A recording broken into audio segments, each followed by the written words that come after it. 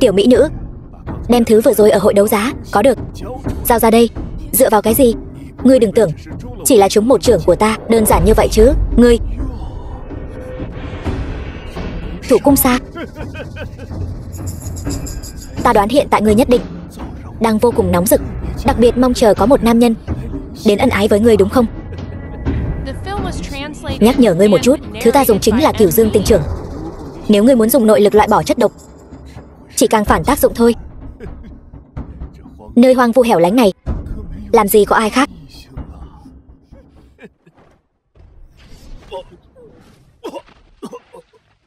Trời ơi, luyện thể thuật này mạnh thật. Công tử, ngươi làm gì vậy? Đây là trúng độc rồi. Không còn cách nào nữa, tiểu thư, ta đang cứu ngươi đấy. Nhanh lên.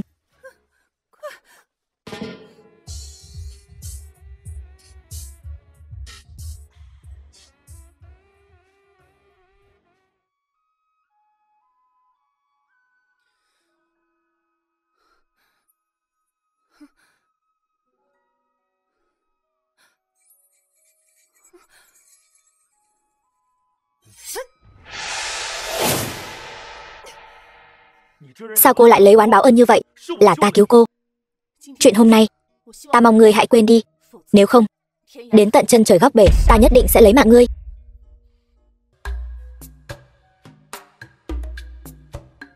Không phân biệt tôn ti. Thôi được rồi, ngươi ngồi đi. Yến Vũ Đại hội Na Lan Quốc lần này, ta quyết định không tham gia nữa. Ta không chỉ muốn tham gia, mà ta còn muốn toàn thắng. Thôi được, nếu ngươi đã có quyết tâm như vậy, ta sao có thể không có can đảm rút kiếm chứ?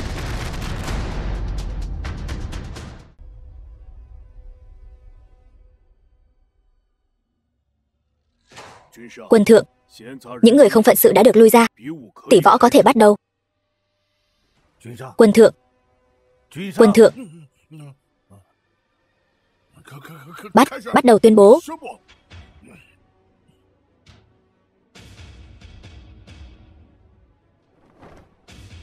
Chư vị, dựa theo số đã rút thăm ngày hôm qua, lần lượt lên đài. Người thắng sẽ tiếp tục ở trên đài nhận lời khiêu chiến. Những người khác cũng có thể tùy lúc lên đài khiêu chiến. Bắt đầu tỉ thí. Ai mà may mắn thế nhỉ? Để ta rút được số 1. Đệ tử Tinh Tông Tinh Đồng.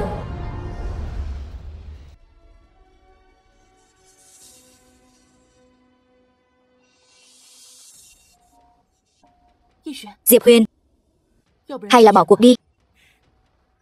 Bỏ cuộc. Trưởng môn, trò hay mới chỉ bắt đầu. Hôm nay ta sẽ cho Thất Đại Tông các ngươi được mở mang tầm mắt. Thiên tài từng làm chấn động cả đại lục, rốt cuộc lợi hại đến mức nào? Diệp Huyền, tỷ võ không phải trò đùa. Ngươi bây giờ đan điền đã phế, làm loạn sẽ mất mạng đấy. Diệp Huyền, đừng làm loạn nữa. Trưởng môn, tin tưởng ta. Ta không muốn ngươi xảy ra chuyện. Tiểu tử, ta nhường ngươi một chiêu. Khôi hài, ta cần ngươi nhường sao?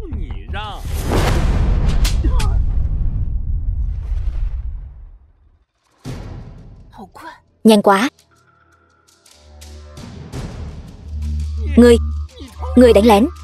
Nhiều lời, ta phải lấy mạng ngươi.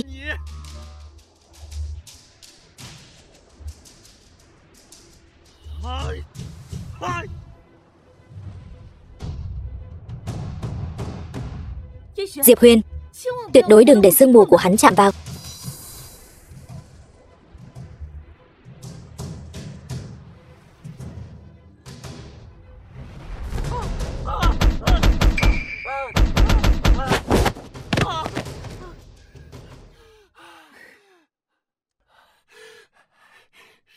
Không thể nào. Ngay cả thân thể phàm tục như ta, ngươi cũng đánh không lại. Ngươi cũng chỉ có vậy. Chán sống rồi. Diệp Huyền,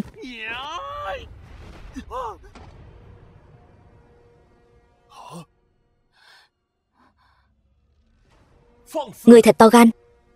Ngươi đã thắng trận, tại sao còn ra tay độc ác như vậy? Nếu không phải thực lực ta khá, Vừa rồi ta đã mất mạng rồi. Hôm nay chỉ là cho các ngươi một bài học. Quân thượng, tên này tâm địa xấu xa, xin ngài làm chủ cho chúng tôi. Thằng nhóc này là thiên tài đấy. Đan điền bị hủy mà vẫn có sức mạnh như vậy. Tinh đồng chưa bị thương đến chỗ hiểm. Tiếp tục tỉ thí.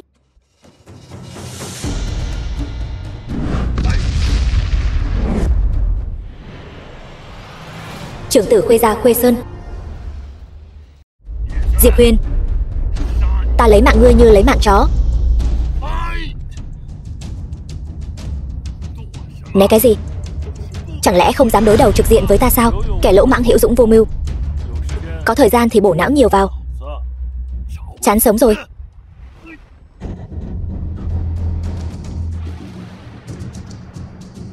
Quân thượng, người còn nhớ có một thức cước pháp từ trên trời giáng xuống không? Chẳng lẽ là đại cước ấn thất truyền đã lâu? Đại cước ấn.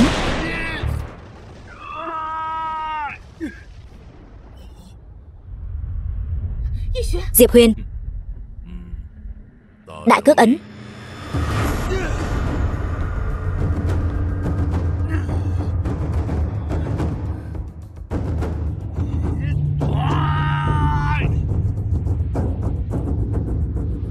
Tới ta rồi. Cái gì? Dám động vào đại cước ấn của ta? Chán sống rồi.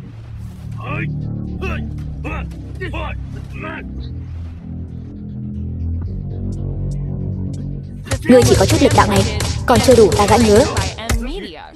2, 3, 4, 5, 6, 7, 8, 9. Giáp ngoài có cứng, cũng không bảo vệ được nội tạng của ngươi. Thì ra ngươi chỉ có chút chiêu này. Bạo.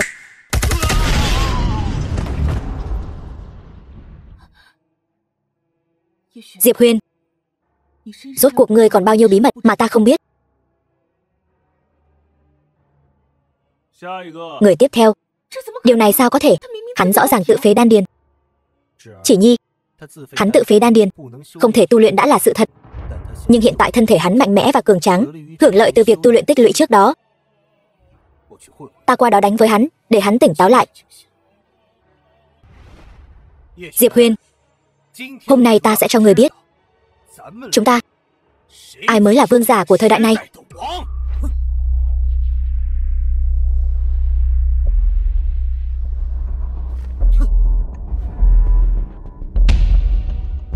Lục phẩm sơ kỳ.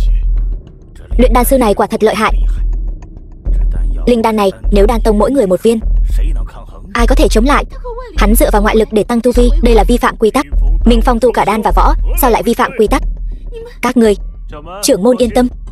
Diệp Huyền, ngươi còn tưởng mình là thiên tài thiếu niên, áp chế mọi người như năm xưa sao? Bởi vì ngươi mà tất cả vinh quang của ta, mọi người đều làm như không thấy. Ta hận. Bởi vì ngươi, ta chỉ có thể tìm phương pháp khác, tái tạo cơ thể, nghiên cứu sâu về đan đạo. Ta khổ, vẫn là bởi vì ngươi. Tất cả những gì ta thích bị ngươi lần lượt cướp đoạt. Ta oán. Hôm nay ta muốn cho tất cả mọi người biết, Diệp Huyền ngươi không bằng Minh Phong ta. Thì ra ta làm ngươi tổn thương sâu sắc đến vậy. Nếu hôm nay ngươi muốn nổi bật ở đây, e là ngươi tìm nhầm người rồi.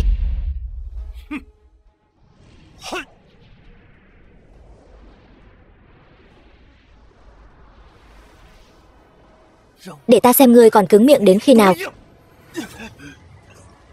Thật lợi hại. Minh Phong đan võ song tu, không ngờ thực lực bản thân lại khủng bố như vậy. Thế hệ trẻ, người đứng đầu không ai khác ngoài hắn ta.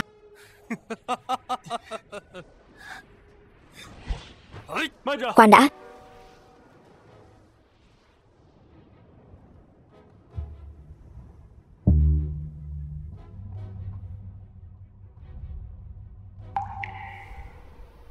Diệp Huyền, từ thiên tài rơi xuống đáy vực.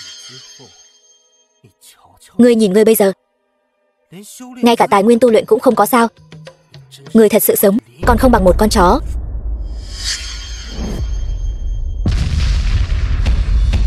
Cái gì? Hắn lại mang thứ này theo tỷ võ. Điêu trùng tiểu kỹ, cũng dám múa rìu qua mắt thợ. Hôm nay ta nhất định phải lấy mạng ngươi. Vừa hay lấy ngươi luyện tay.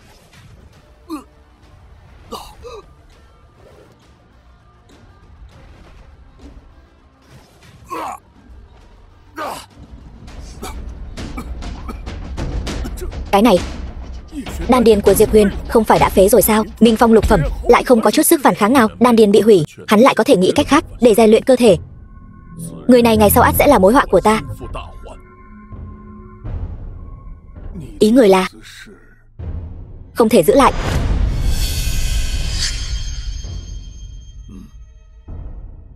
Đan võ đồng tu gì chứ?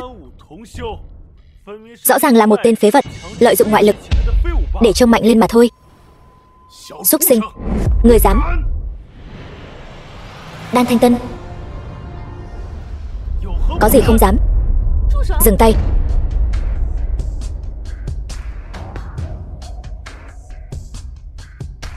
Diệp Huyền, đừng làm tuyệt tình. Ta làm tuyệt tình. Mọi người đều biết, nay đan điển ta đã phế. Hắn lợi dụng ngoại lực để tăng tu vi của mình, dùng cảnh giới cao hơn ta rất nhiều để quyết đấu với ta. Các người không thấy ta chắc chắn phải mất mạng sao? Diệp Huyền, Minh Phong là thiên tài của Đan Tông, tương lai rộng mở. Còn ngươi chỉ là một phế vật không có đan điền. Cho dù ngươi có thể luyện thể, nhưng chẳng bao lâu ngươi sẽ vì thiếu thốn tài nguyên mà dừng bước tại đây. Đừng tưởng ngươi còn có thể thể hiện tư chất thiên tài. Đừng tưởng ngươi còn có thể đoạt lại tất cả những gì mình từng có. Nói nhảm ít thôi. Không muốn đánh thì cút. Đừng tưởng ta còn như trước mà thương hoa tích ngọc với ngươi. Vậy hôm nay ta sẽ thắng ngươi trước, rồi đích thân đến cửa từ hôn. Chân kiếm Vũ Lạc Anh Quyết, lục phẩm đỉnh phong. Nàng ta vậy mà tu luyện ra lĩnh vực. Xem ra quán quân lần này chắc chắn là nàng ta rồi. Cùng là lục phẩm, sơ kỳ và đỉnh phong khác nhau một trời một vực.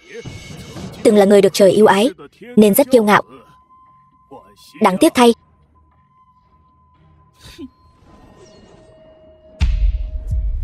thần kỹ thương chấn thương khung.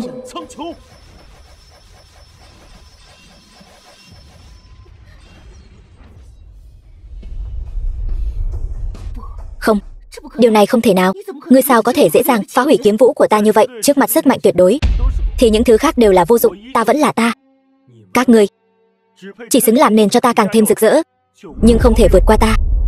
Mộ Dung Chỉ, hôm nay ta sẽ tự hôn đổ rác rưởi như ngươi.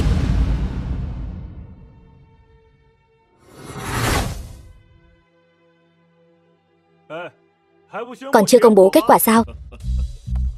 Tốt lắm, tốt lắm. Thiên tài quả nhiên là thiên tài. Ngươi thắng rồi. Giải thưởng là của ngươi.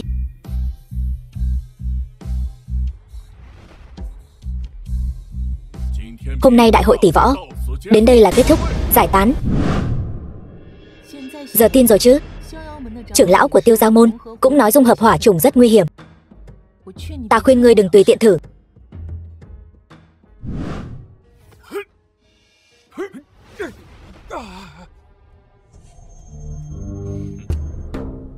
Diệp Huyền, để đồ lại. Ta sẽ tha tội tử cho ngươi. Cho dù ngươi may mắn có được bảo vật thì đã sao? Giữ được bảo vật mới là vương đạo. Các ngươi có ý gì? Diệp Huyền thắng trận đấu, nhận thưởng là lẽ đương nhiên. Các ngươi làm vậy không sợ bị thiên hạ chê cười sao? Thiên hạ có chê cười hay không, bọn ta không biết. Nhưng ta biết, vào ngày này năm sau chính là ngày giỗ của các ngươi. Lão già các ngươi còn muốn cướp đồ của ta sao? Nằm mơ. Diệp Huyền, với thực lực của ba người bọn chúng, ngươi không thể nào chống lại được. Chạy mau, mặc kệ ta. Mạnh Vãn Thu, ngươi đừng có xen vào việc của người khác. Có thể bảo đảm Thần Vũ Tông của ngươi an toàn vô sự, nếu không ắt sẽ gặp đại họa. Mạnh Vãn Thu, hy vọng ngươi sẽ lựa chọn sáng suốt. Lũ già các ngươi, ta căn bản không để vào mắt.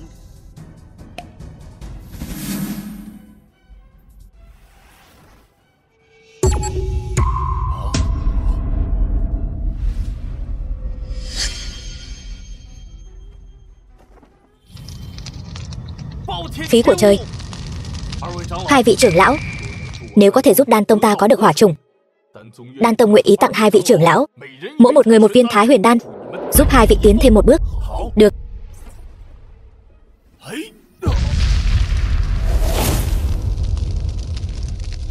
Lão già, trưởng này ta nhớ kỹ rồi. Thì đã sao? Hôm nay người chắc chắn phải mất mạng. Hỏa trùng này khó dung hợp quá, động cũng không động được.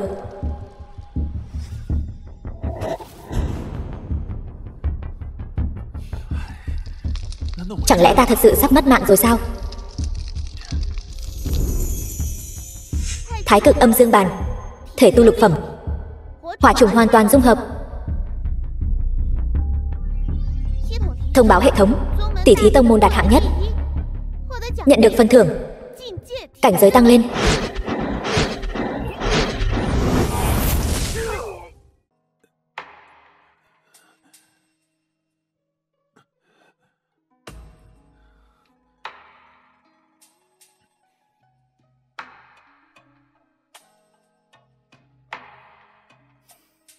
Ngươi tỉnh rồi. Uống thuốc này đi. Lần này là ta cứu ngươi. Đúng vậy, lần này là ngươi cứu ta. Lần trước ta cứu ngươi, chúng ta huề nhau rồi. Đi đâu vậy? Nhị tiểu thư Mặc gia, Mặc Thanh Tuyết.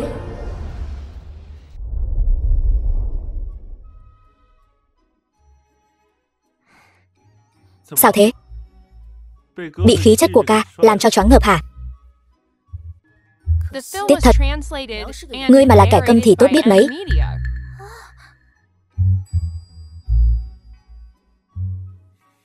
Hai tên đồng lực giả đó tới chưa?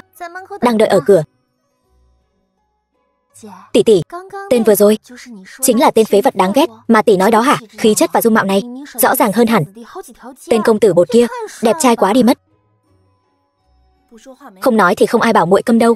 Đi nhanh lên, việc chính quan trọng hơn. Ngươi cứ bám theo bọn ta làm gì? Chân mọc trên người ta, liên quan gì đến ngươi? Ngươi nhìn cái gì? Ta mặc thế này thì thôi đi. Sao hai người cũng ăn mặc thế này?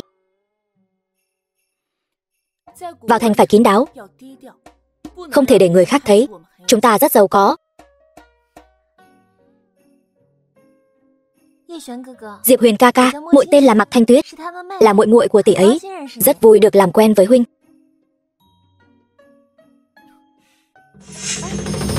Xin chào. Thứ tạp nham nào đây? Trưởng tử Công Tôn gia, Công Tôn Vũ Hiên. Tài Tuyết Nhi cũng là thứ người có thể chạm vào sao? Người có bệnh sao? Không thấy nàng ấy đang chào ta sao? Chán sống rồi, dừng tay. Tuyết Nhi, muội đừng hòng bao che tên phế vật này. Liên quan gì đến ngươi? Liên quan gì đến ta? Hắn giữa thanh thiên bạch nhật, dám dùng bàn tay dơ bẩn mạo phạm muội, ta tất nhiên phải đòi lại công đạo cho muội.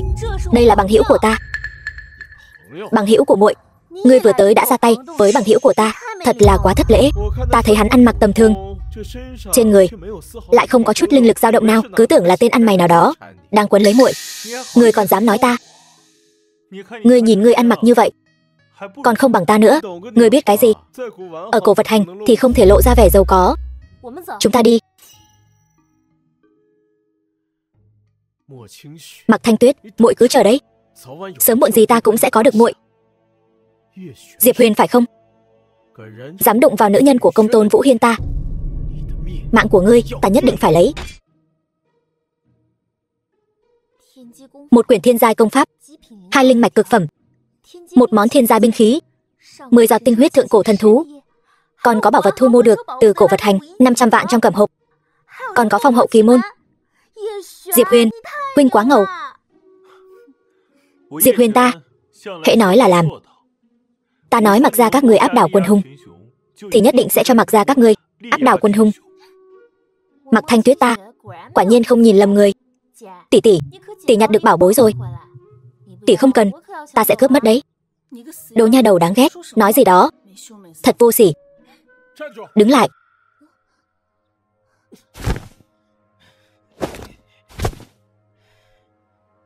Chúc mừng ba vị.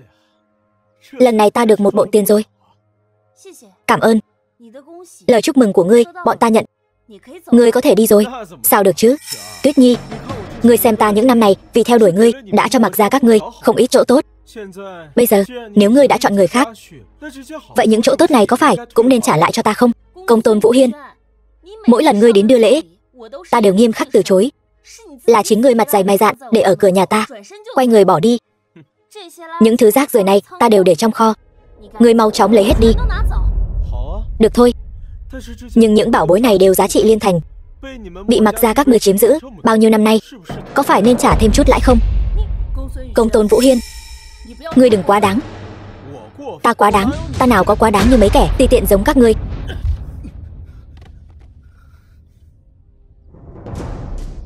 Nếu không muốn giữ thể diện thì đừng có giữ. Tên ăn mày thối, muốn đánh lén lão tử, ta lấy mạng ngươi. Sao có thể? Hắn rất mạnh. Thể tu.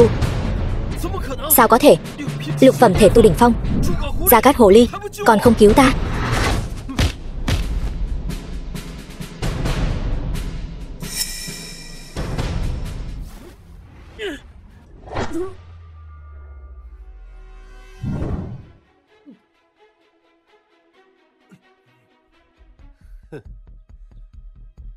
Mặc Thanh Ti, Giao Phong hậu kỳ môn ra, khuyên ngươi bỏ ý định đó đi.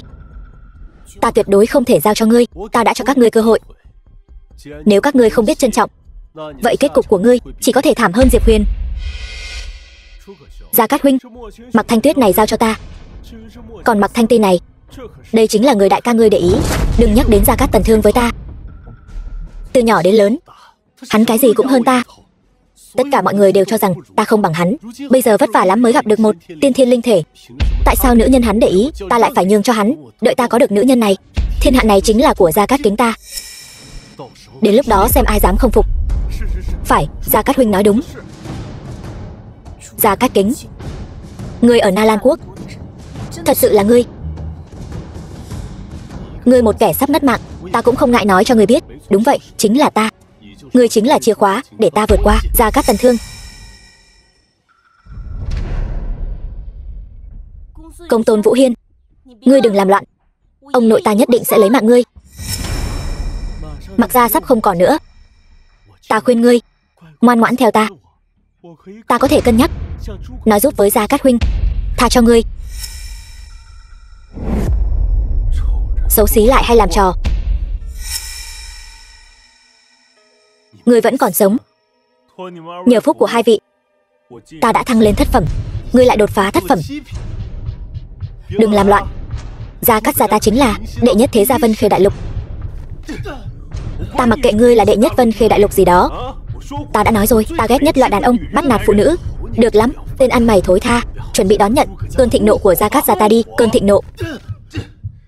Ngươi bất quá chỉ là một tên bị Gia Cát gia vứt bỏ mà thôi. Gia Cát Kính ta còn chưa đến lượt, ngươi khinh miệt, còn không mau cút. Lại không cút thì đừng hòng đi được. Mấy cái tát này hãy nhớ kỹ cho ta.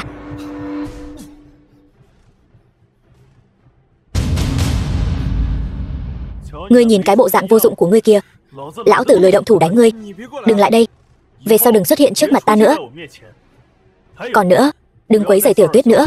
Nghe rõ chưa? Được. Đứng lại. Diệp đại ca còn gì dặn dò, ta thả ngươi đi như vậy, không có gì cảm tạ ta sao? Đúng. Trong này là toàn bộ gia sản của ta, tổng giá trị 5.000 vạn.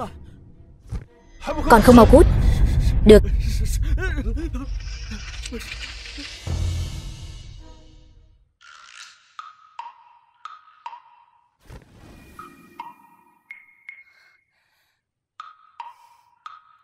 Đi, về nhà thôi.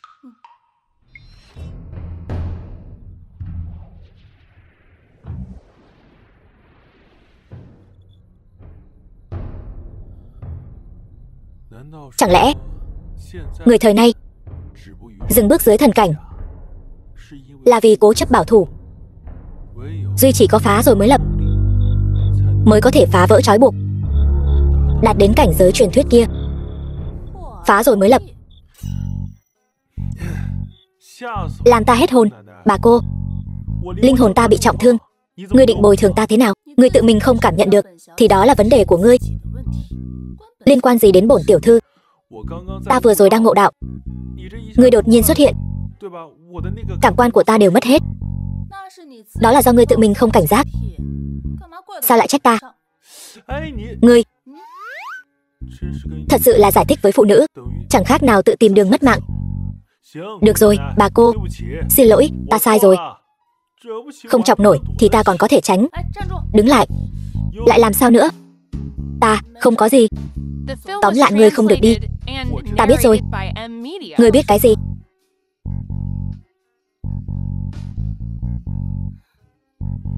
Ngươi muốn làm gì?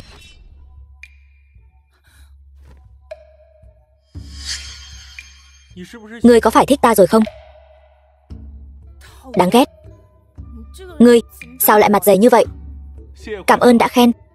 Còn chuyện gì nữa không? Không có gì thì ta đi đây. Diệp Huyền, đứng lại. Ta có vấn đề muốn hỏi ngươi.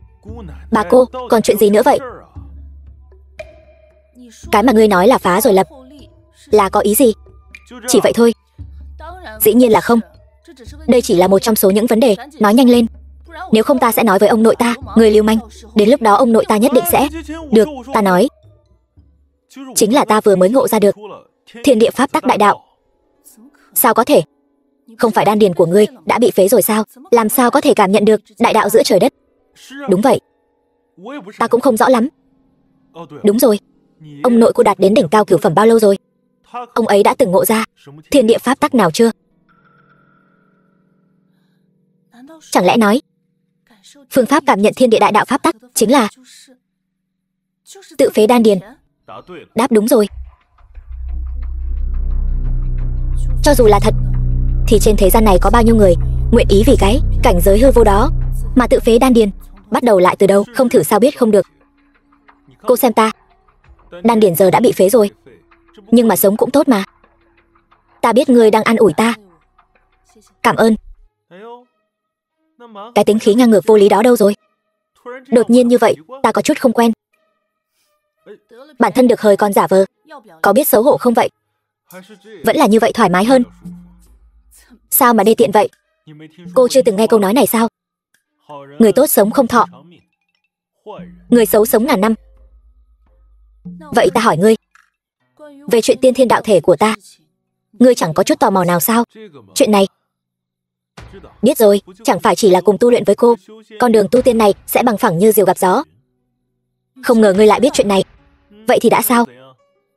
Thì đã sao? Ngươi đã biết bí mật này rồi. Chẳng lẽ ngươi không có ý nghĩ nào khác với ta sao? Dĩ nhiên là không rồi. Cho dù cô có tạo dáng quyến rũ ta, đứng trước mặt ta, cởi hết quần áo ra, thì ta cũng chẳng có hứng thú với cô. Ta không xinh đẹp bằng Thanh Tuyết sao? Dừng lại. Không phải ý đó. Diệp Huyền, ngươi có biết Hoài Bích Kỳ tội không? Ý cô là ông nội ta bế quan ngộ đạo, chắc phải 1 năm rưỡi mới ra được. Phong hậu kỳ môn này quá quý giá, ta sợ mình không bảo vệ được nó, muốn giao cho ngươi bảo quản. Cô không sợ ta cầm thứ này bỏ chạy sao? Vậy thì bổn tiểu thư nhất định sẽ đuổi bắt ngươi đến cùng.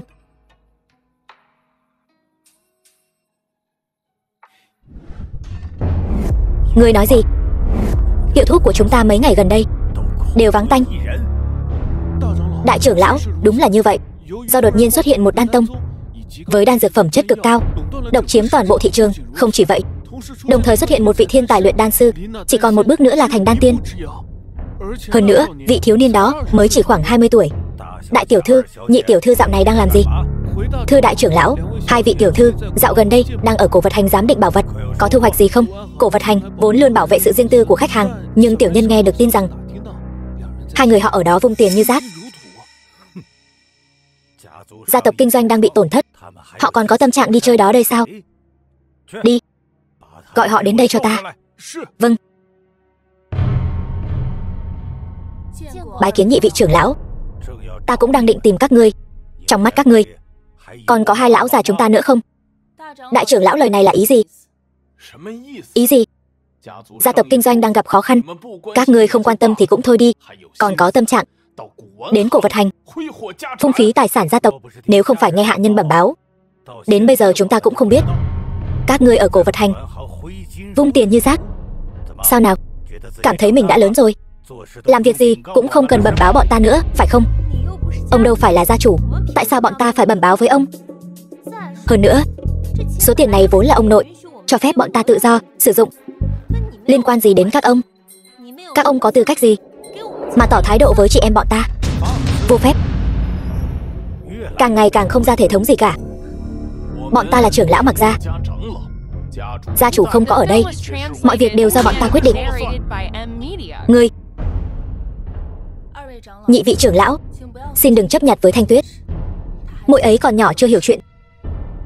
Theo gia pháp, dám nói chuyện với trưởng lão như vậy? Đây là thiên kiếp công pháp, linh mạch cực phẩm. Không chỉ vậy, chúng tôi còn kiếm thêm được 100.000 vạn. Nhị vị trưởng lão, đêm qua hai chị em bọn ta quá mệt mỏi, không kịp báo cáo, mong nhị vị trưởng lão lượng thứ. Hai lão già bọn ta chẳng phải là lo lắng cho sự phát triển của Mặc gia thôi. Đứa nhỏ Thanh Tuyết này từ nhỏ đã thẳng tính, bọn ta đương nhiên sẽ không trách phạt.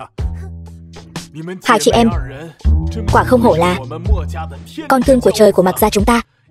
Có những tài nguyên này, nhất định có thể giải quyết nguy cơ của gia tộc. Không chỉ vậy, Mặc gia chúng ta còn có thể tiến thêm một bước nữa. Tin vui, đại trưởng lão, Lan Đình thư viện gửi thư đến, Mặc Thanh Ti đã được thư viện nhận làm đệ tử nội viện rồi. Lan Đình thư viện lại còn là đệ tử nội viện, có thể vào ngoại viện đã là xuất sắc rồi. Vào được nội viện này, nhất định là bá chủ một phương. Đây chính là sự tồn tại của các thế gia đỉnh cấp, vượt trên cả Vân Khê đại lục. Thật là trời giúp ta, Mặc gia chúng ta nhất định sẽ trở thành thế gia đệ nhất Vân Khê đại lục. Lan Đình thư viện, một khi nhập học, e là rất lâu không thể quay về. Thanh Ti, còn nhất định phải thể hiện tốt trong học viện, nhất định phải vì Mặc gia chúng ta mang lại càng nhiều lợi ích hơn.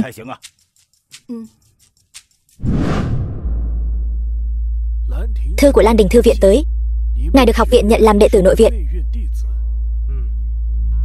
Còn một việc nữa, nói người ngài muốn tìm đã tìm được rồi. Biết rồi.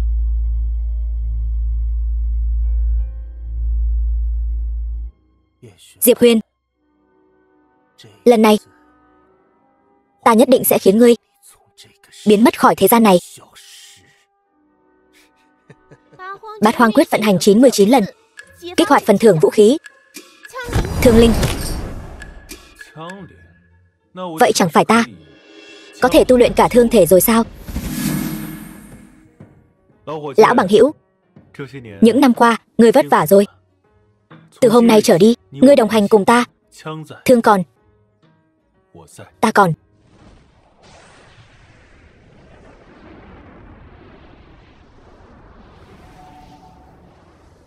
Phá vỡ pháp tắc, duy ngã độc tôn, tên hay đấy.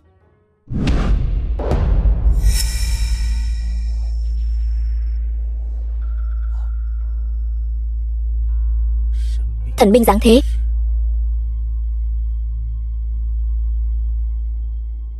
Trưởng lão, vừa rồi ngài có cảm ứng được gì không? Đây là khí tức của thần binh. Dốc toàn lực đi tìm cho ta, bất kể giá nào cũng phải có được nó.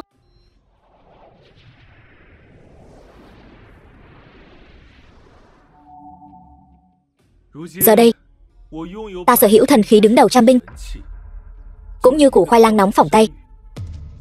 Ba đại gia tộc toàn Vân Khê đại lục, ta đắc tội hai nhà, e là sớm mất mạng, sớm siêu sinh.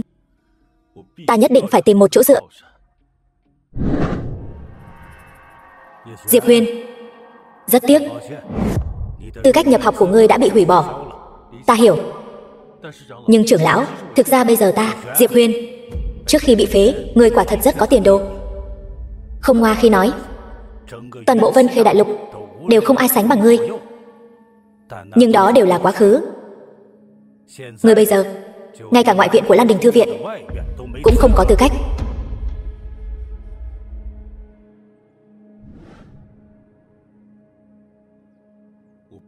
Ta phải quay lại Lan Đình Thư viện. Sư phụ, đến học viện xin cô chiếu cố nhiều hơn. Sao ngươi lại tới đây?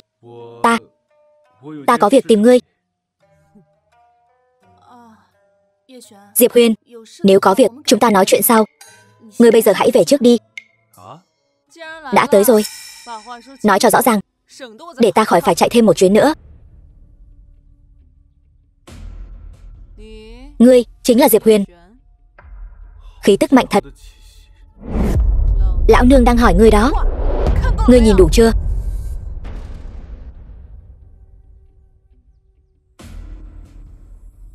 Ta là Diệp Huyền. Tiền bối là? Ta đến từ Lan Đình Thư viện, là sư phụ của Thanh Ti. Lần này ta đến là để đón Thanh Ti về. Còn ngươi, ta khuyên ngươi rời khỏi nàng ấy. Đừng trở thành hòn đá cản đường nàng ấy. Sư phụ, Diệp Huyền hắn, cầm miệng. Ta làm vậy là vì muốn tốt cho con. Sao ngươi dám chắc chắn rằng ta là hòn đá cản đường trên con đường tu luyện của Thanh Ti? Tự tin là điều tốt, nhưng không thể mù quáng. Ngươi chắc cũng biết, thể chất của Thanh Ti rất đặc biệt. Tốc độ tu luyện của nàng không phải thứ ngươi có thể tưởng tượng được. Đến khi vào thư viện, ta nhất định có thể giành được những tài nguyên tu luyện tốt nhất cho nàng. Đến lúc đó, vị trí đệ tử đứng đầu của thư viện chắc chắn thuộc về nàng. Còn hai người vốn dĩ không cùng đường. Nhưng mà cái gì? Cưỡng ép ở bên nhau chỉ khiến ngươi càng thêm đau khổ. Có lẽ bây giờ ngươi chưa cảm thấy, nhưng khi khoảng cách giữa hai người ngày càng xa, ngươi sẽ phát hiện ra cảm giác chênh lệch này sẽ dày vào ngươi sống trong đau khổ. Không chỉ vậy, Thanh Ti vừa xinh đẹp lại vừa có thiên phú. Đến khi vào thư viện chắc chắn sẽ gây chấn động. Những người theo đuổi nàng ở thư viện sẽ càng nhiều không đếm xuể. Thật ra ta cũng không tệ. Không biết thì không có tội. Cho dù chỉ là đệ tử ngoại viện của thư viện, khi đến Vân Khê Đại Lục của các ngươi vẫn có thể trở thành một nhân vật tầm cỡ. Hai người nếu ở bên nhau sẽ không chỉ đơn giản là đau khổ. Ngươi sẽ mất mạng. Ta biết ngươi muốn nói gì. Ta cũng biết, thực ra ngươi cũng là người tốt. Nhưng tình yêu không có vật chất, chỉ là lời nói suông. Thanh Ti sau khi trở thành đệ tử đứng đầu của thư viện sẽ đến vạn pháp vũ trụ tham gia đại hội thư viện 10 năm một lần. Đến lúc đó, nàng sẽ được nhiều thế lực lớn chú ý đến, cũng sẽ được nhiều thanh niên tuấn kiệt theo đuổi. Tóm lại, Thanh Ti sẽ ngày càng ưu tú. Còn ngươi, dù có cố gắng thế nào, cũng chỉ là ếch ngồi đáy giếng, khó mà ngóc đầu lên được. Lời ta nói thẳng thắn vậy đấy. Ta nói xong rồi. Ngươi đi đi. Khoan đã. Tính khí của ta không được tốt lắm đâu.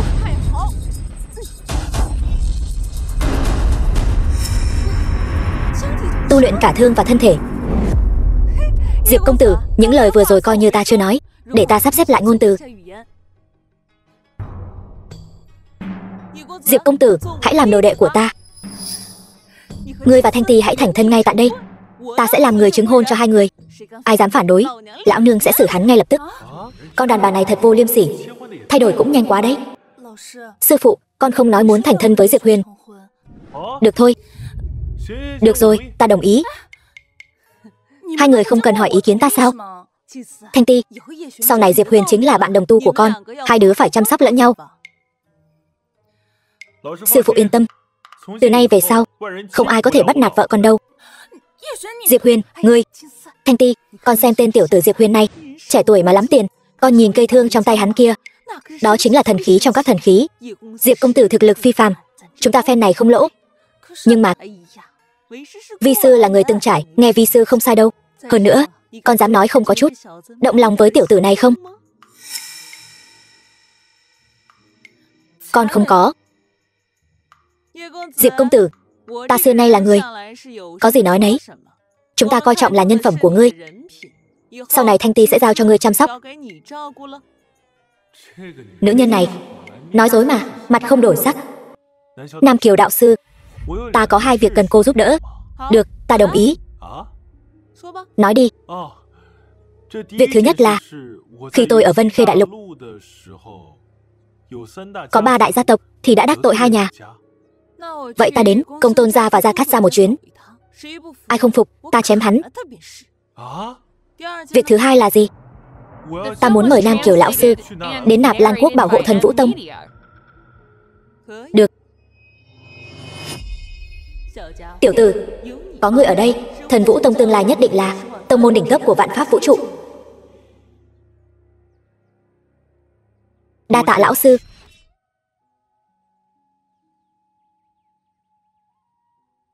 Diệp Huyền, thư viện này không giống bên ngoài. Nơi đây có quy tắc riêng. Tất cả mọi người đều phải làm theo quy tắc hành sự. Nếu vi phạm, cho dù là viện trưởng cũng sẽ bị chế tài. Người nhất định phải ghi nhớ kỹ, yên tâm đi. Tối qua ta đã khắc ghi viện quy trong lòng, tuyệt đối không làm chuyện trái với viện quy.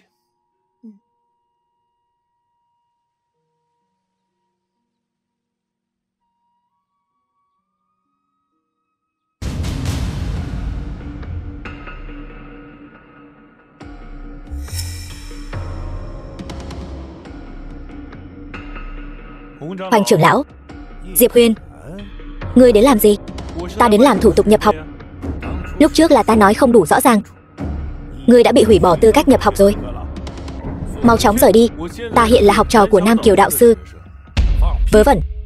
Nam Kiều đạo sư chính là một trong 3 vị đạo sư của thư viện. Còn lằng nhằng nữa thì đừng trách ta không khách khí với ngươi. Hoành trưởng lão, ta kính trọng ngài là bậc trưởng bối, cho nên đối với ngài lễ phép cung kính. Ta nói ta là học trò của Nam Kiều đạo sư, ngài không điều tra rõ ràng đã vội vàng kết luận, nói năng bừa bãi, e là có chút quá mức cẩu thả rồi.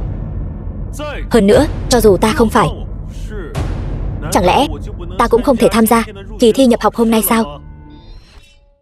Được thôi. Ngươi nói ngươi là học trò của Nam Kiều đạo sư, có tín vật của nàng ta không? Nam Kiều đạo sư chưa từng đưa ta tín vật gì. Tiểu tử, ngươi coi thư viện ta là cái gì? Ở đây nói năng hàm hồ. Có tin bây giờ ta bắt ngươi giao cho thư viện xử lý không? Ta đã nói rồi, Nam Kiều đạo sư chưa từng đưa ta tín vật gì. Ta có phải hay không? Các ngươi hỏi một câu là biết ngay, vô lễ. Ngươi xem sư phụ Nam Kiều là cái gì? Nếu ai ai cũng như ngươi đều nói là học trò của nàng, chẳng lẽ chúng ta đều phải từng người đi hỏi sao? Ta thấy ngươi hoàn toàn là lười biếng gian xảo. Ta thấy ngươi chính là cố ý lừa ta, lấy tín vật gì đó làm lý do.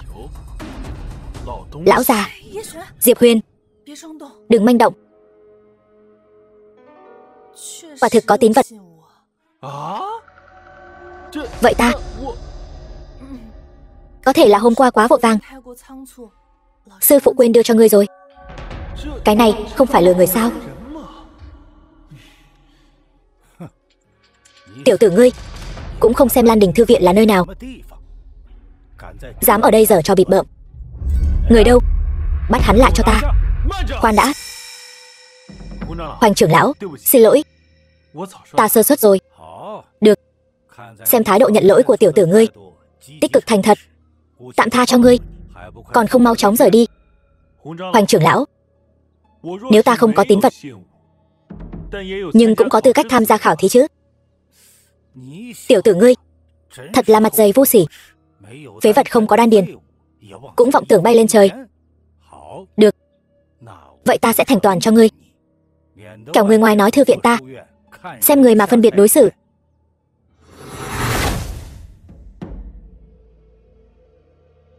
Ngươi cầm lấy. Vận chuyển công pháp của ngươi là thiên tài hay kẻ tầm thường, ta nhìn là biết ngay.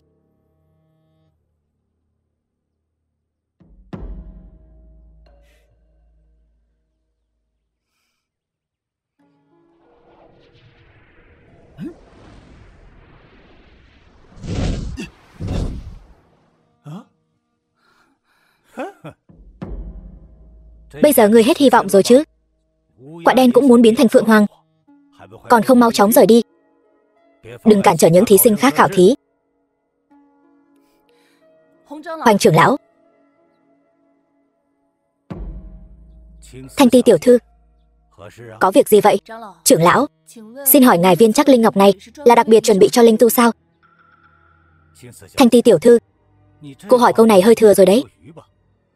Ta không phải chuẩn bị cho linh tu. Chẳng lẽ là chuẩn bị cho phế nhân như Diệp Huyền sao? Trưởng lão, ta khuyên ngươi nói chuyện đừng quá cay nghiệt, kẻo đến lúc tự vả vào mặt mình thì không hay đâu. Thanh Ti tiểu thư, tuy cô là đệ tử của Nam Kiều sư phụ, nhưng ta cũng là trưởng lão của thư viện, vẫn có thể thay thư viện trừng phạt ngươi. Ta khuyên ngươi tốt nhất nên tôn trọng ta một chút. Hoành trưởng lão tự mình không có kiến thức, lấy chắc linh ngọc ra khảo thí thể tu. Ngươi thật không biết xấu hổ. Thể tu, Thanh Ti tiểu thư, ngươi mới vừa vào viện, ta khuyên ngươi đừng xen vào việc của người khác. Vào ngày đầu tiên đã nói năng bừa bãi, đối với sự phát triển tiếp theo của ngươi không có lợi ích gì. Không biết điều, hôm nay nếu ngươi mang tiếng xấu, sau này tài nguyên tu luyện e rằng chỉ có thể dựa vào đàn ông bố thí mà có được. Sao vậy? Thanh Ti tiểu thư vào viện không phải để tu luyện, là muốn chọn một tấm chồng giàu sang sao? Hoành trưởng lão, ta đã nói rồi, ta là thể tu, ngươi là thể tu. Ngươi có biết thể tu là loại tồn tại như thế nào không?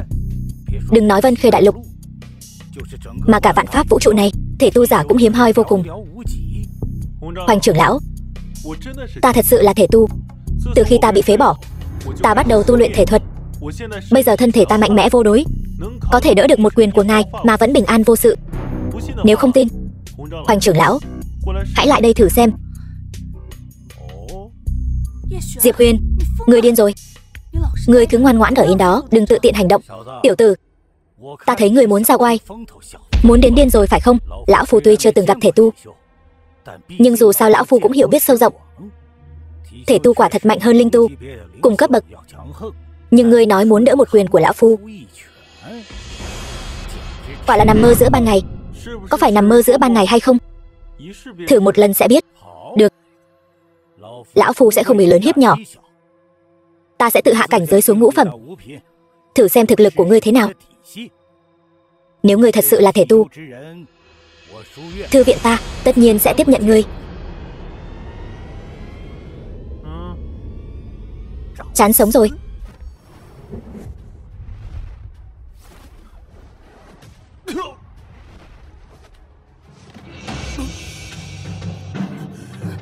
Diệp Huyền, thể tu cái khỉ gì? Lão Phu chỉ dùng 2 phần lực đạo đã đánh người thành ra thế này, thật mất mặt. Cầm lấy mà chữa bệnh.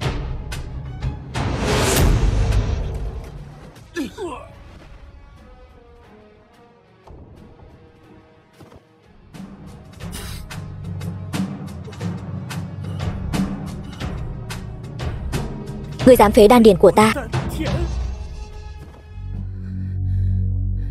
Diệp Huyền, huynh đang làm gì vậy?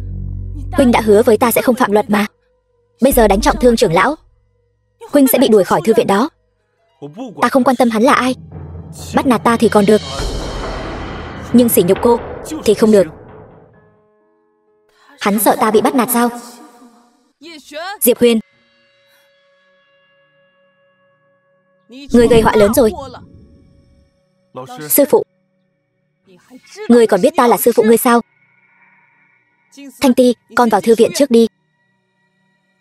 Vâng.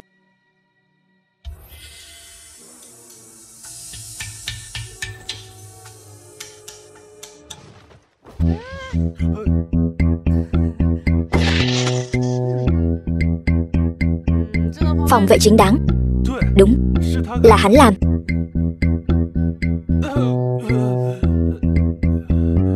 Sư phụ, người xem, ta gãy mấy cái xương sườn, nội tạng đều bị thương rồi. Bớt giờ trò đi. Không quá 3 ngày, ta nhất định sẽ thăng lên bát phẩm. Đến lúc đó, cùng cấp bậc thì không có đối thủ, vượt 1 cấp ta sẽ nghiền nát, có đủ sức chiến đấu. Rốt cuộc là có ý gì? Có gì thì cứ nói thẳng. Trong 10 năm đại hội, ta không có đối thủ. Bọn họ tùy ý, dám ở Lan Đình thư viện ra tay đánh người, chán sống rồi. Cút cho bà. Nam Kiều lão sư, hắn ra tay đánh trọng thương trưởng lão thư viện, đây chính là tội tử. Ngươi chắc chắn muốn bao che hắn sao? Ai nói ta muốn bao che hắn? Chẳng lẽ chỉ cho phép người khác ra tay làm đệ tử ta bị thương, không cho phép đệ tử ta tự vệ chính đáng sao? Cái này gọi là tự vệ chính đáng. Hắn ta suýt nữa thì đánh mất mạng người rồi. Đúng vậy. Nam Kiều lão sư, cô có thấy sự việc xảy ra không?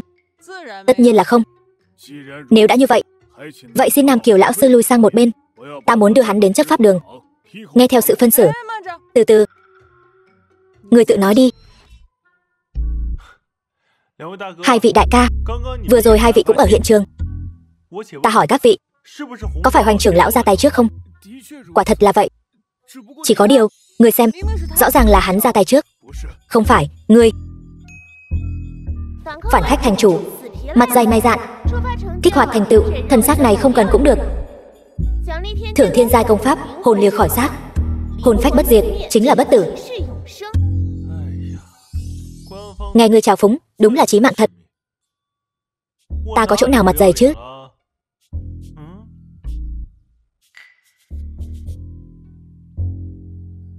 Ta đưa đệ tử của ta đi trước.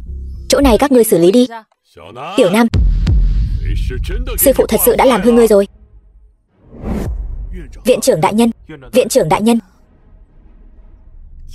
Diệp Huyền, sư phụ đây e là không bảo vệ được ngươi rồi. Không sao, ta tự có cách. Lão sư, ta tự làm tự chịu. Để ta nói với viện trưởng đại nhân. Tiểu tử được lắm, khá ngay thẳng. Viện trưởng, có thể dành chút thời gian để trò chuyện không?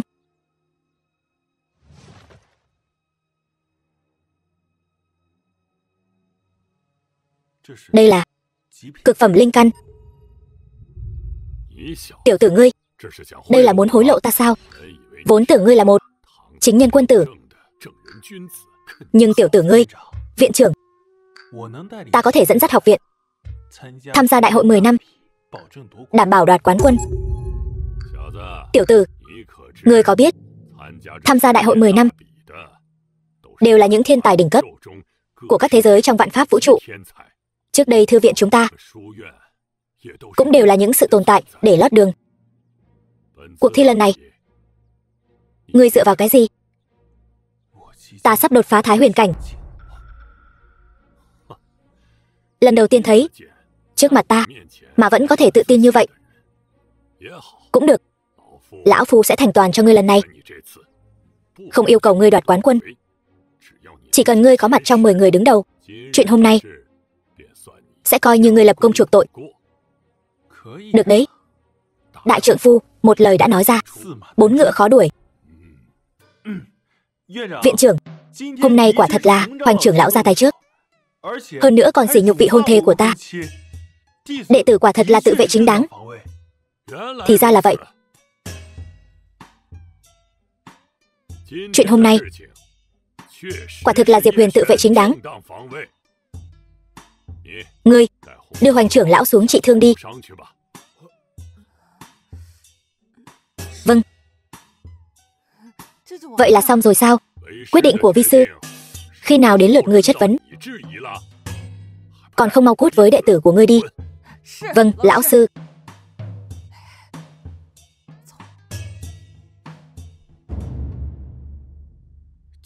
Bẩm thiếu chủ, Hoành trưởng lão không thể ngăn được Diệp Huyền, để hắn tiến vào thư viện. Kế hoạch của chúng ta sau này chẳng phải khó mà thực hiện được sao? Cũng tốt. Đã đến thì cứ an tâm. Để hắn vào thư viện liền có sự che chở của học viện. Vậy thì sau này chúng ta muốn triệt để trừ khử hắn chẳng phải càng khó khăn hơn sao? Giúp ta lan truyền tin tức ra ngoài. Cứ nói Diệp Huyền cùng Mặc Thanh Ti sống chung một phủ đệ. Tin đồn chắc chắn sẽ càng lan rộng. Đến lúc đó sẽ biến thành Diệp Huyền và Mặc Thanh Ti sống chung. Ta đoán có một tên ngốc nhất định sẽ đi tìm Diệp Huyền gây sự. Quả là mượn đao lấy mạng người. Thiếu chủ anh minh.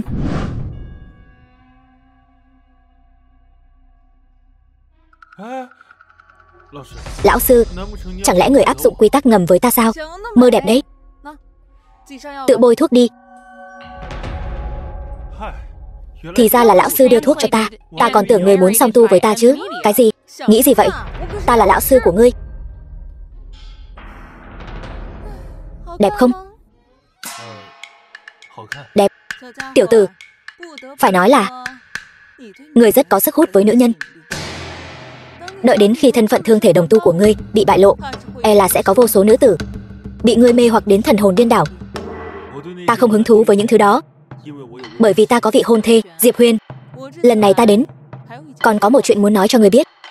Mấy ngày kế tiếp, ngươi có thể sẽ gặp rắc rối.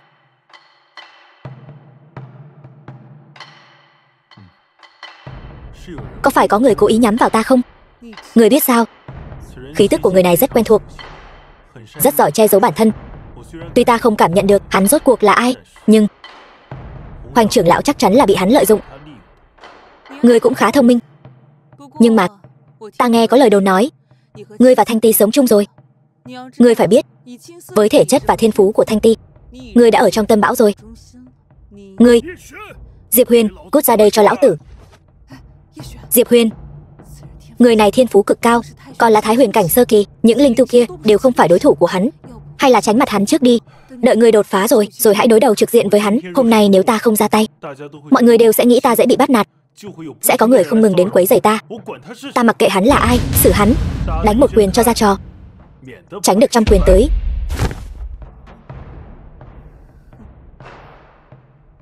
Thằng nhóc này thảo nào có thể hấp dẫn được Thanh Ti. Viện trưởng, tâm tính tên này không tồi, thiên phú cũng không tồi, là đại tài, chỉ là hay thích ra vẻ khuôn vặt thôi. Linh mạch cực phẩm. Viện trưởng đây là cho ta sao? Làm ta ngại quá đi mất. Lão tử là để ngươi xem. Đây là thằng nhóc đó hối lộ ta. Cái gì? Hối lộ? Thằng nhóc này cũng khá lắm tiền. Như đó tiền mà không hiếu kính sư phụ, lại đi hiếu kính sư gia. Thằng nhãi này cũng láu cá thật. Xem lão nương dạy dỗ nó thế nào. Đây là trọng điểm sao? Ngươi đừng có giả ngu với ta. Ý ta là bảo ngươi dạy dỗ nó nhiều hơn, dẫn nó đi theo chính đạo. Một mầm non tốt, đừng có lãng phí. Vâng, sư phụ. Tuổi trẻ bồng bột, tự tin là tốt. Tự tin mù quáng, vậy thì có vấn đề rồi. Hy vọng lần này nó có thể nhớ lâu hơn một chút. Viện trưởng, thiên phú của Diệp Huyền không chỉ có vậy. Viện trưởng, đến lúc đó tự mình xem là được. Diệp Huyền, còn không mau ra đây nộp mạng. Là ai vô lễ như vậy, sụ bậy như chó? Ngươi chính là Diệp Huyền? Chính là ta. Người này chính là Diệp Huyền mới đến sao? Phải, vừa nhập học đã đắc tội trưởng lão. Những ngày sau này e là không dễ sống rồi. Còn sau này cái gì nữa? Nghe nói Diệp Huyền này và Mạc Thanh Ti lén lút cưới chạy bầu. Tức là ngươi và Thanh Ti sống chung. Xem ra ngươi ngầm thừa nhận rồi. Ta muốn ký cam kết sinh tử với ngươi. Là đàn ông thì ký đi. Là sinh tử trạng đấy. Sinh tử trạng.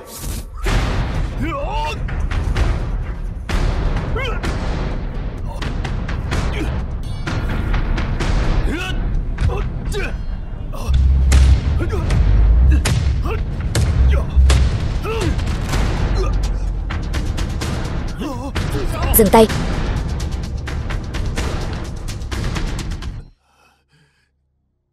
Ngươi thật liều mạng. Không thì sao? Được, ta phục. Ngươi công phu không tệ, chỉ là không dùng não, thường xuyên bị người ta lợi dụng. Ngươi tưởng ngươi là lã bố sao?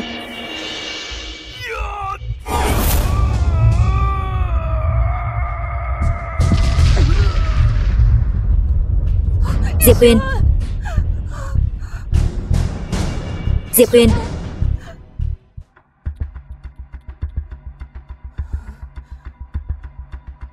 Thật là một màn kịch hay. Là ngươi đã giở trò. Là ngươi hại mất mạng Diệp Huyền. Đừng có vu oan giá họa. Nam Kiều đạo sư, sự ra đi của Diệp Huyền là do Gia Cát Tần Thương lấy mạng, sao lại đổ lên đầu ta được? Vậy ngươi là ai? Tại sao ngươi lại xuất hiện ở đây?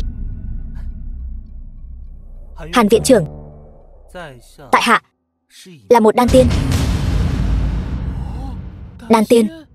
Minh Phong, ta đã nghe nói về ngươi. Là người mới tới của học viện, có thể nói là tiền đồ vô lượng. Nhưng lần này đến đây, không chỉ là để khoe khoang thân phận của ngươi chứ. Quả nhiên là viện trưởng, thật anh minh. Ta đeo mặt nạ mà ngài vẫn nhận ra. Hàn viện trưởng, giờ Diệp Huyền đã mất.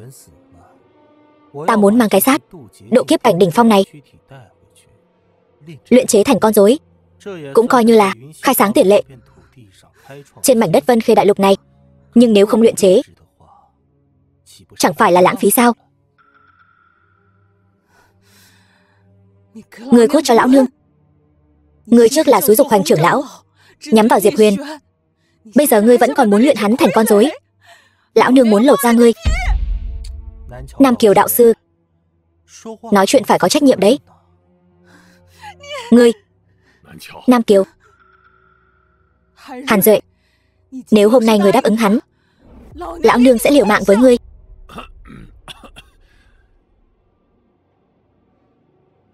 Dù sao ta cũng là sư phụ của ngươi, chẳng lẽ không thể nể mặt ta một chút nào sao? Luyện chế con rối tổn hại thiên hoa, việc này tuyệt đối không thể. Ngươi vẫn nên đi đi. Vậy cũng được. Nhưng mà Hàn viện trưởng, tại hạ còn có một việc. Việc gì? Nam Kiều đạo sư trước đây vẫn luôn vì Diệp Huyền bảo hộ Thần Vũ Tông, nhưng giờ Diệp Huyền đã mất, các ngươi không cần thiết vì một thi thể tiếp tục bảo hộ Thần Vũ Tông nữa chứ. Ngươi rốt cuộc muốn làm gì? Ta chỉ muốn cùng hắn giải quyết một chút ân oán cá nhân.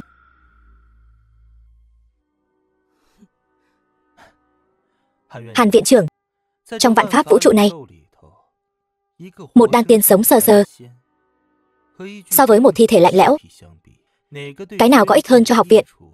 Ta nghĩ không cần phải nói cũng biết. Nhưng ta không đồng ý. Tiểu Nam, sư phụ, vừa rồi Diệp Huyền rõ ràng đã thắng. Gia Cát Tần Thương cũng đã nhận thua. Là Gia Cát Tần Thương đột nhiên rút cạn tất cả linh lực đến tập kích Diệp Huyền. Mất mạng là đáng đời. Đáng. Còn nói không phải ngươi giở trò. Nam Kiều đạo sư, nói chuyện phải có chứng cứ. Ngươi. Được rồi, sư phụ. Diệp Huyền chính là nghe lời ngươi mà nương tay, nên mới bị kẻ ác tập kích. Hôm nay, người nhất định phải cho ta một câu trả lời. Nam Kiều đạo sư, đây vốn là một thế giới kẻ mạnh ăn thịt kẻ yếu. Muốn trách thì chỉ có thể trách bản thân hắn không đủ quả quyết. Còn nói ngươi không giở trò. Giở trò? Ta chẳng qua chỉ là kích phát một chút tiềm lực của Gia Cát Tần Thương. Ai biết Diệp Huyền lại không chịu nổi một cú như vậy. Muốn trách chỉ có thể trách thực lực của hắn không đủ mạnh. Nhưng mà nói đi cũng phải nói lại. Nam Kiều đạo sư, người thật sự muốn vì một thi thể lạnh lẽo mà không mang đến lợi ích của học viện sao? Được rồi, việc này đến đây là kết thúc. Nam Kiều, người hãy chăm sóc Diệp Huyền cho tốt. Ghi tên Diệp Huyền vào danh nhân đường. Lão sư, không chỉ như vậy, chuyện của Na Lan Quốc sau này ngươi đừng tham gia nữa. Hãy chuẩn bị thật tốt cho đại hội 10 năm. Lão sư, Diệp Huyền.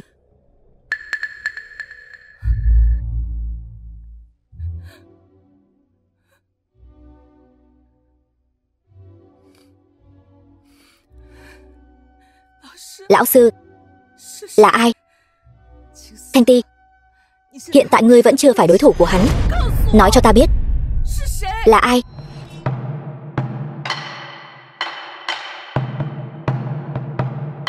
Truyền lệnh xuống, đưa tất cả mọi người trong Thần Vũ Tông xử trảm thị chúng. Vâng.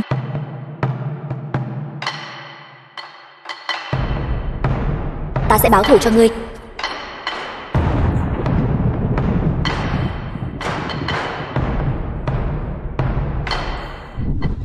Thanh Ti cô nương, cô nên nghe lời Nam Kiều sư phụ đi. Thì ra là ngươi.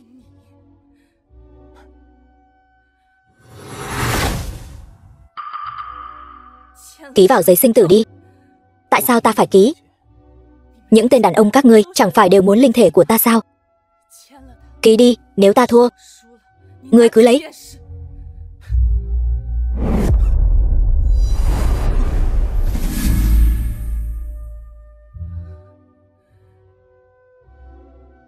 Nếu ngươi đã nôn nóng như vậy, ta sẽ thành toàn cho ngươi.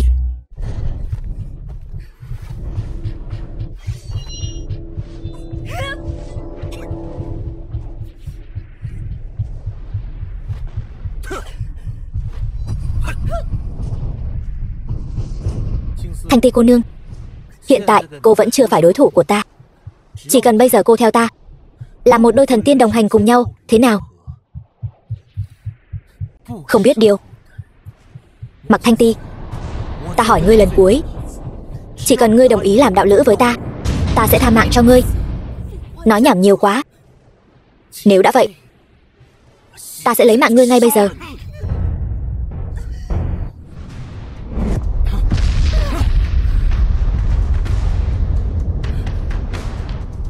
Chúng ta không phải sắp sinh con sao? Nàng định đi đâu?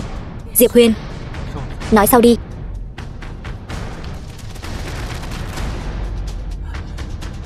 Sao có thể như vậy? Cải tử hoàn sinh, thần khí. Xem ra chẳng tốn chút công sức nào. Diệp Huyền, hôm nay ta sẽ khiến ngươi mất đi người phụ nữ ngươi yêu thương nhất. Ngươi cũng sẽ tan biến theo. Thần khí này ta sẽ thay ngươi bảo quản.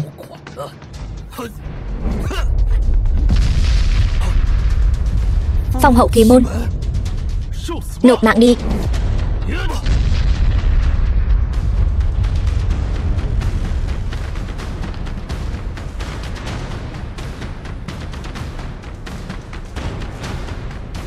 Đợi phu quân trở về, chúng ta cùng sinh con, được sao? Sư phụ, phiền người chăm sóc Thanh Ti. Được, ta còn có việc phải xử lý.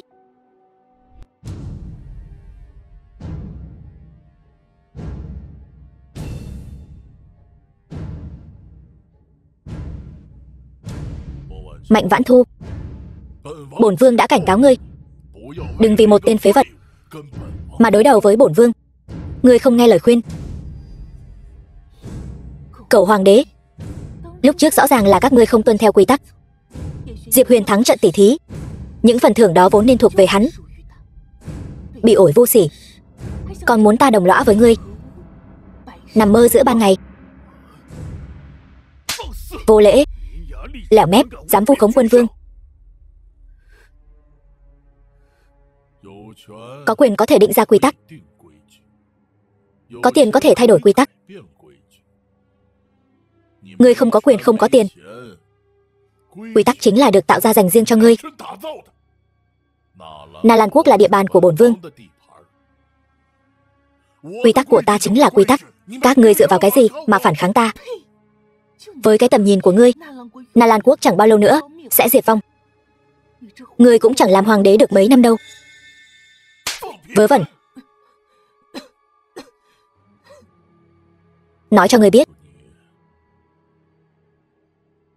Diệp Huyền hắn vẫn còn sống. Nhưng mà ngươi nói cái gì? Bản vương nói Diệp Huyền vẫn còn sống. Chỉ là việc đầu tiên hắn làm sau khi tỉnh lại là cuốn gói bỏ chạy rồi. Không thể nào. Hắn không phải loại người đó. Ngươi đúng là đồ ngu ngốc. Để ta nói cho ngươi biết, Diệp Huyền trước là đến mặc ra làm chó giữ cửa, sau đó lại dùng lời ngon tiếng ngọt lừa gạt đại tiểu thư mặc ra. Rồi sau đó hắn dựa vào quan hệ của mặc ra vào được Lan Đình thư viện. Nói như thế này cho ngươi hiểu, vào được thư viện này rồi, sau khi ra khỏi thư viện sẽ trở thành bá chủ một phương. Đó mới là người thông minh. Ngươi nói không phải sự thật. Ngươi đúng là không thấy quan tài không rơi lệ.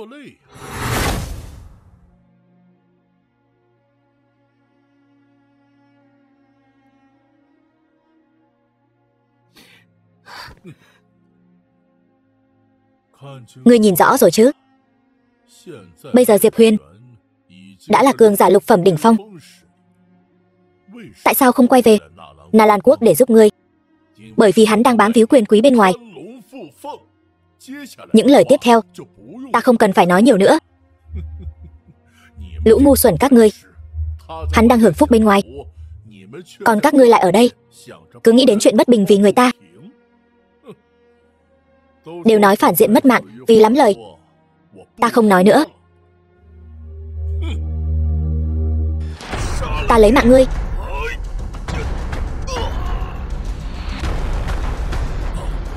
Súc sinh, ngươi vẫn còn sống sao? Diệp Huyền, lão già, ngươi vẫn còn sống thì cha ngươi sao mất mạng được? Hôm nay chính là ngày mất mạng của ngươi.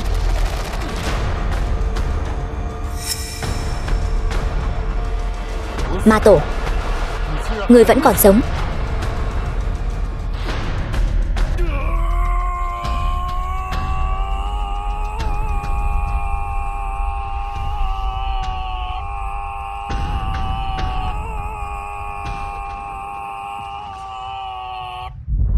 Sơ suất rồi.